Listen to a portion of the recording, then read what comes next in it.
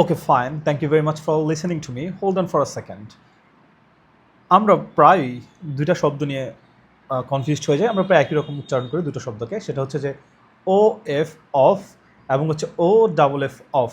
তাহলে দুটো শব্দ কি উচ্চারণ একই রকম হবে নাকি দুটোর মধ্যে পার্থক্য রয়েছে? So let me clear the matter. Okay, so প্রথম কথা হচ্ছে যে ও এফ অফ, এটাকে আমরা প্রোনাউন্স করবো of.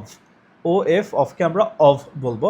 Okay, so like we can say I am a student of English battle. English battle. Okay, I am a student of English battle, এখানে আমরা of উচ্চারণ করেছি।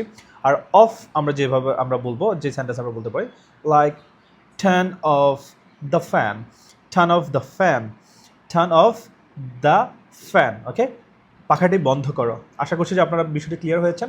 এবং আজকে থেকে আমরা ও এফ অফ না বলে আমরা বলবো অফ, ও ডাবল এফকে আমরা বেসিকলি অফ বলবো।